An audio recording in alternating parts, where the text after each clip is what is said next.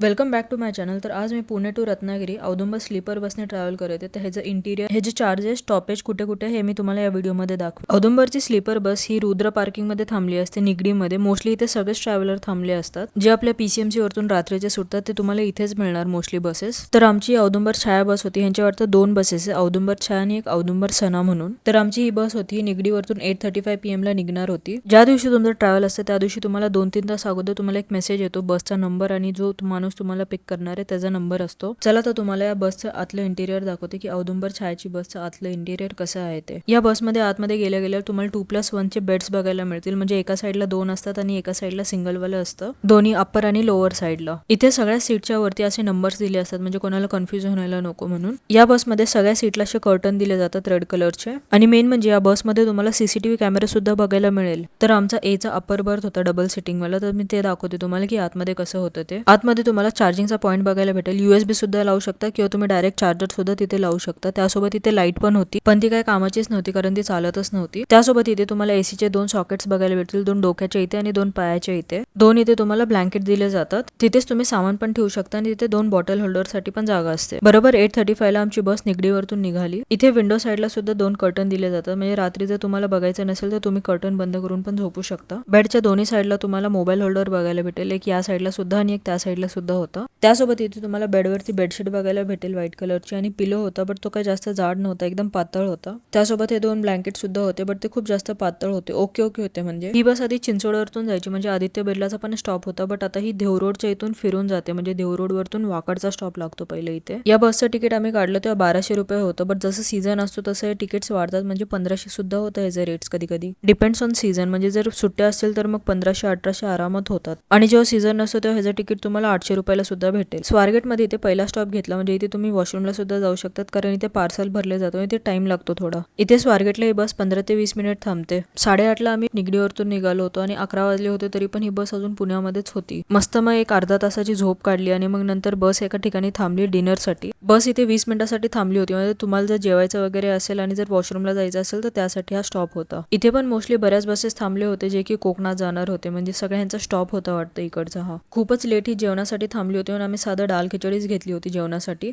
जेवण केलं आणि मग गाडीत येऊन झोपून गेलो. मग ही बस परत 3:45 वाजता वॉशरूमला जाण्यासाठी थांबली. आणि जर कोणाला चहा प्यायची असेल तर चहाचा स्टॉल सुद्धा होता तिथे. या बसमध्ये फक्त एसीचा खूप त्रास झाला. म्हणजे ओपन केलं तर हे ओपन राहतच नव्हतं, हे लगेच बंद होत होतं आणि अख्खा असं ओपनच राहायचं. म्हणजे त्याच्यामुळे तो खूप जास्त थंडी वाजत होती. मग आम्ही नंतर हे बंदच करून टाकलं होतं. मग तसंच झोपून गेलो आणि मग ही बस बरोबर 6:40 ला रत्नागिरी रेल्वे स्टेशनला पोहोचली.